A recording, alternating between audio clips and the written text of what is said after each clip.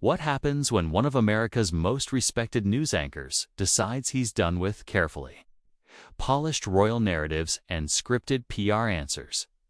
What happens when years of diplomatic journalism give way to raw, unfiltered questions that leave a duchess speechless on live television?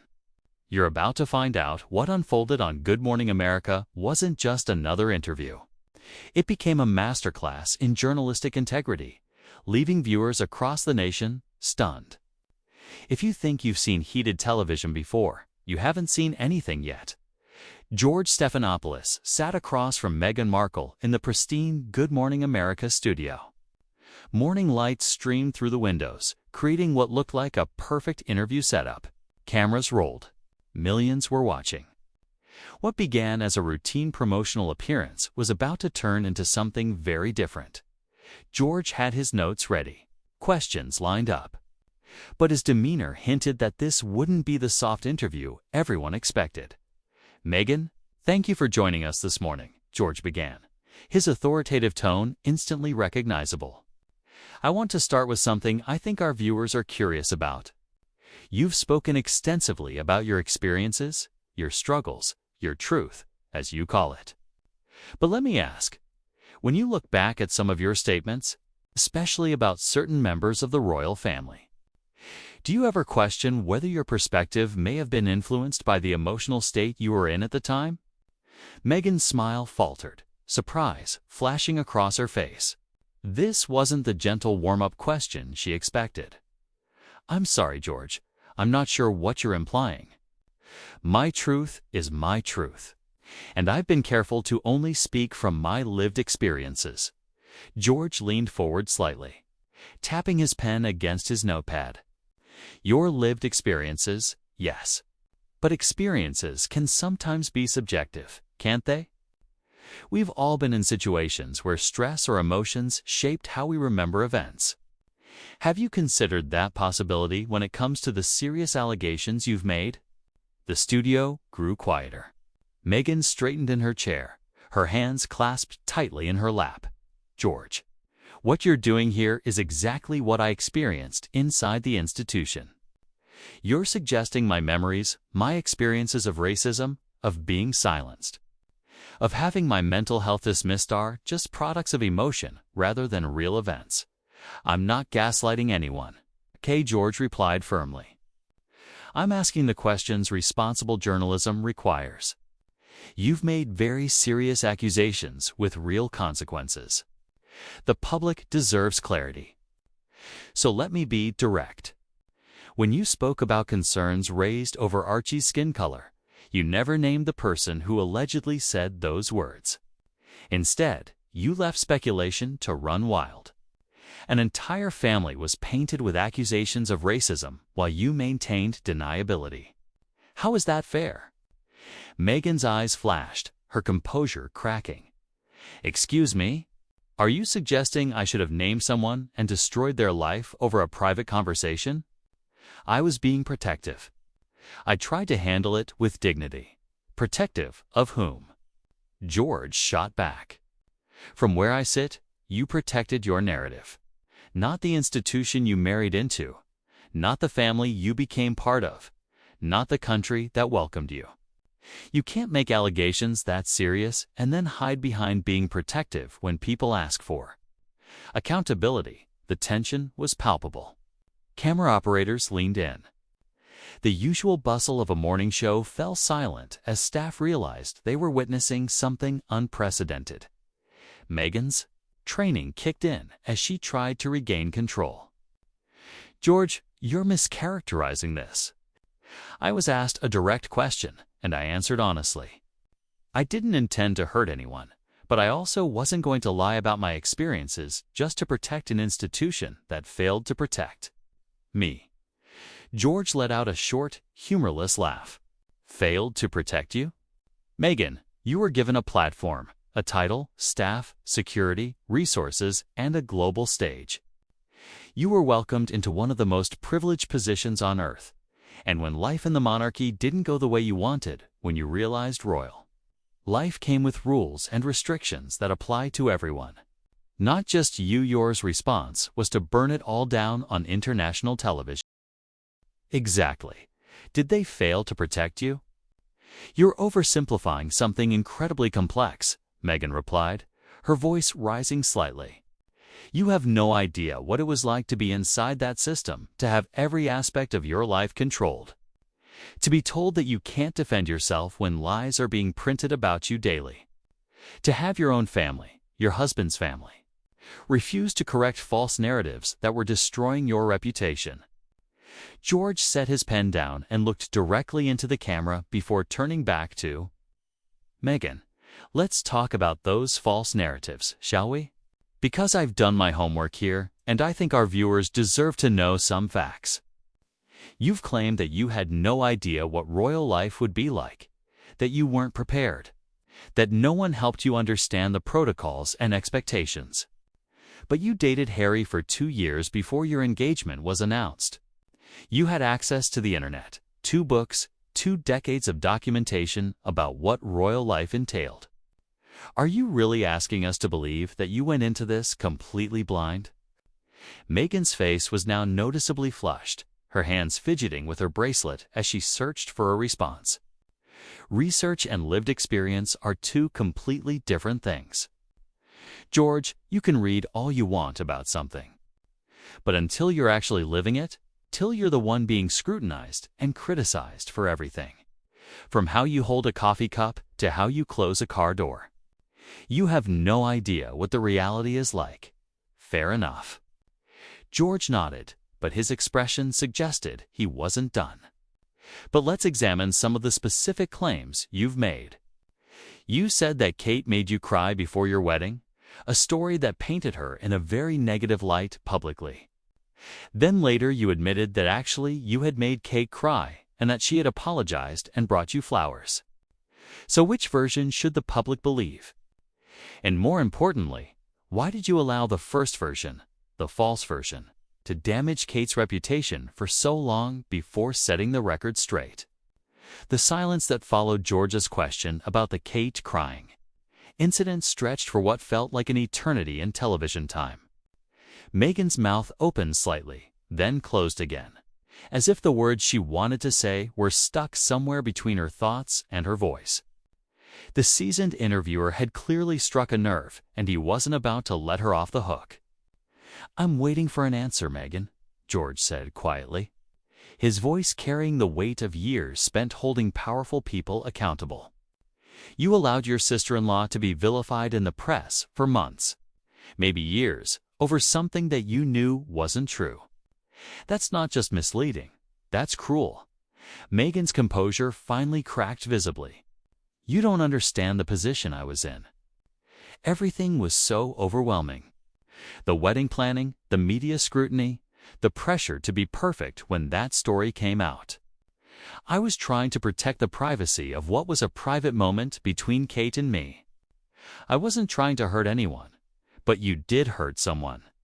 George pressed on relentlessly. You hurt Kate. You hurt the monarchy's reputation, and you hurt your own credibility. And the way you revealed the truth almost as an afterthought in another interview, it felt calculated. It felt like you were controlling the narrative, releasing information when it served your purposes rather than when it served the truth. The camera caught Meghan's hands trembling slightly as she reached for her water glass. That's not fair, George.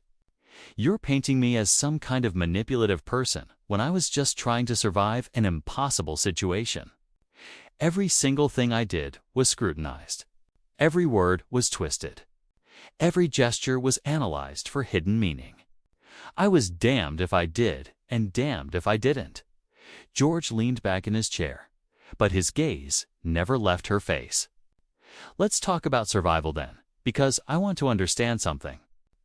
You've spoken about feeling suicidal, about reaching out for help and being told that seeking mental health treatment would be bad for the institution. That's a serious allegation. But here's what I don't understand. You had resources. You had money. You had a husband who loved you. Why didn't you just go get help anyway? Why did you need permission from an institution to take care of your mental health?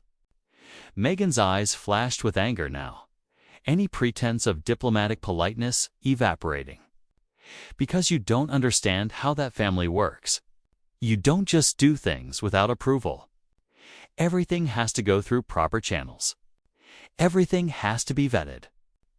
Everything has to be approved by people who are more concerned about headlines than they are about human beings. So, you're saying you chose to suffer rather than risk upsetting the establishment. George's voice carried a note of incredulity.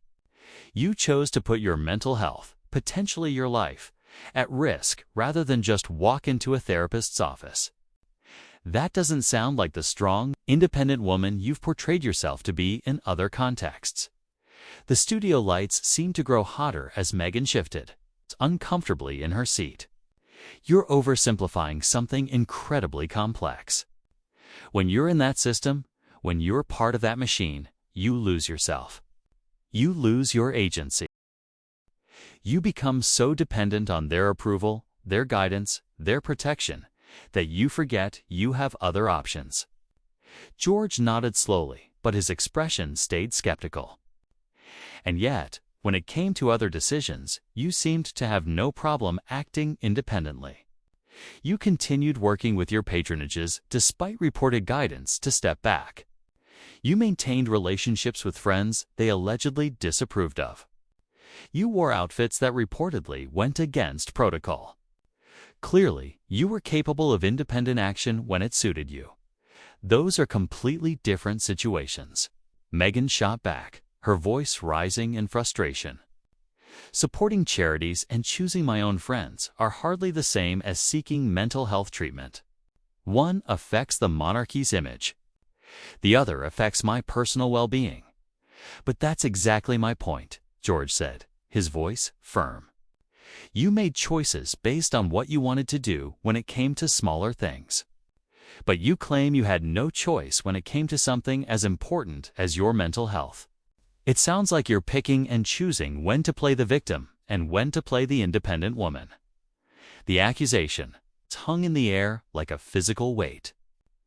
Meghan's face shifted through shock, anger, and indignation before hardening into something sharper and more defensive than viewers had ever seen from her.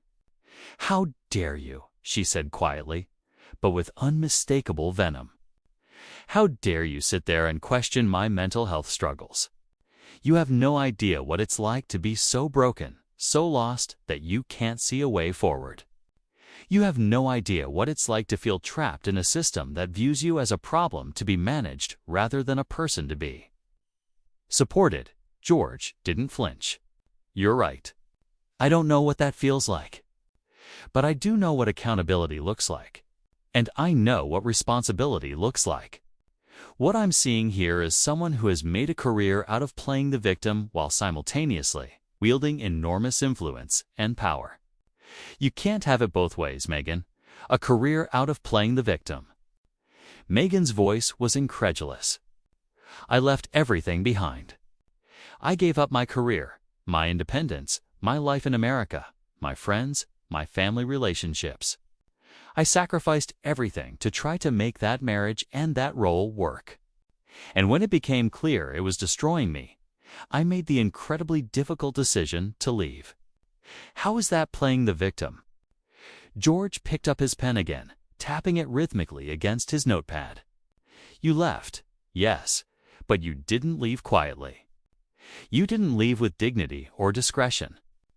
You left with a series of explosive interviews, a Netflix deal, a book deal, and a campaign to rewrite the narrative of your time in the royal family. You turned your departure into a business opportunity and a public relations campaign. That doesn't sound like someone who just wanted to quietly rebuild their life." The cameras caught every flicker of expression, every stiff movement. Meghan's jaw was tight, her shoulders rigid, as she fought to hold her composure against George's relentless questioning. "We had to tell our story because lies were being told about us," she said through gritted teeth. "We had to set the record straight because the palace was allowing false narratives to flourish while refusing to defend us when we were being attacked." "Unfairly. Set the record straight," George repeated, his eyebrows raised. Or create a new record that served your purposes. Because I've noticed something about your storytelling, Meghan. The details change depending on the audience and the context. The story evolves. New elements get added. Old ones disappear. That's not setting the record straight. That's narrative management. The tension in the room was palpable. Meghan's hands trembled, her breathing uneven. As she realized this interview had taken a direction she hadn't anticipated. George, sensing her vulnerability, pressed forward. "Let me ask you something else, Meghan," he continued, his voice steady with the authority of decades in journalism. "You've built your post-royal brand on authenticity, on truth-telling, on being a voice for the voiceless. But I have to wonder, how authentic can someone be when their story keeps changing? How much truth-telling is happening when key details are omitted or altered to serve your narrative best?" Meghan's face was flushed, her makeup unable to hide the strain. "My story hasn't changed, George. What's changed is my willingness to protect people who never protected me. What's changed is my understanding that staying silent to preserve someone else's reputation, while my own was being destroyed, was a mistake. So now we're getting to the heart of it," George said, leaning forward with the intensity of a prosecutor delivering his closing argument. "This isn't about truth. This isn't about healing. This isn't about moving forward. This is about revenge. This is about making sure that if you were going to suffer, everyone else was going to suffer too." The accusation landed like a physical blow. Meghan's mouth fell open, her eyes widening with a mix of shock and fury that was impossible to hide. "Revenge? You think this is about revenge? You think I put myself through years of public scrutiny, criticism, and hatred for revenge? I think you put yourself through years of public scrutiny because it was profitable," George shot back without hesitation. "I think you discovered that being a victim, being wronged, being the underdog, fighting against the powerful institution that story sells. It sells books, it sells Netflix shows, it sells speaking engagements, and it sells sympathy. And the more dramatic the story, the more it sells." Meghan stood abruptly, her chair scraping loudly against the studio floor. "I don't have to sit here and listen to this character assassination. You invited me here under false pretenses, pretending this was going to be a normal interview, when clearly you had an agenda from the moment I walked in." George remained seated, calm in contrast to her agitation. "I invited you here for an honest conversation, something that seems to be in short supply whenever you're involved." "Sit down, Meghan. We're not finished." "Oh, we're finished," she snapped back. But something in George's tone, quiet, commanding, unyielding, made her hesitate. The power dynamics had shifted completely. This was no longer a celebrity puff piece. This was a reckoning. "Sit down," George repeated, softer but sharper. "Because I have one more question, and I think our viewers deserve an answer." Meghan stood frozen for a moment, her inner conflict written across her face, before finally, reluctantly, sinking back into her chair. Her posture remained rigid, defensive. "Here's what I want to know," George said, his voice carrying finality. "If everything you've said is true, you were really as mistreated, silenced, as discriminated against as you claim, why didn't you document any of it? Why are there no emails, no recordings, no notes, no witnesses willing to go on record? In an institution with hundreds of employees, countless interactions, endless procedures, how is it possible that your experiences of systematic mistreatment left no paper trail at all?" The question hung in the air like a blade about to drop. Meghan's face cycled through confusion, realization, panic. She saw the trap. This wasn't about inconsistencies anymore, it was about the credibility of her entire narrative. "That's not how these things work," she stammered, her media training faltering. "These conversations, these incidents, they happen in private. People don't record everything. They don't take notes on every microaggression, every exclusion, but they do take notes on policy decisions, George pressed. They do record official guidance. They document requests and responses. You're telling me you asked for mental health support and were denied, but there's no record of it? You're telling me concerns were raised about your child's skin color, but no one documented what was said? Nothing? Meghan's hands shook, her voice shrinking. You're trying to turn this into some kind of legal proceeding when these were personal family matters. Family matters. George's voice finally rose. Meghan, you made these allegations on television to millions of people. You accused the royal family of racism, neglect, and institutional cruelty. You can't call them private family matters when you made them public accusations. And when you make accusations of that magnitude, the public has a right to expect proof. The studio was silent except for the faint hum of the cameras. Everyone in the room knew they were witnessing something extraordinary, dismantling of a carefully constructed persona. I have proof, Meghan said quietly, though her voice lacked conviction. I have my lived experience. I have my truth. George shook his head slowly, almost sadly. Your lived experience isn't proof, Meghan. Your truth isn't the truth. What we've seen here today, what our viewers have witnessed, is someone who has built a career on victimhood, monetized pain, and been willing to damage relationships, reputations, and institutions to sustain that narrative. For the first time, Meghan looked directly into the camera. Her eyes were desperate, pleading. That's not who I am. That's not what this is about. I never wanted any of this to happen. But it did happen, George replied with finality. And you made sure it happened very publicly, very dramatically, and very profitably. The question now is whether the public will keep buying what you're selling or start asking the same questions I've asked here today. The cameras captured one last image. Meghan in stunned silence. Her composure shattered while George looked straight into the lens with the calm satisfaction of a journalist who had done his job to hold the powerful accountable. No matter how sympathetic their story might seem, what was supposed to be a promotional appearance had turned into something else entirely, a masterclass in tough questioning, leaving viewers debating, doubting, and re-examining everything they thought they knew about one of the most famous women in the world.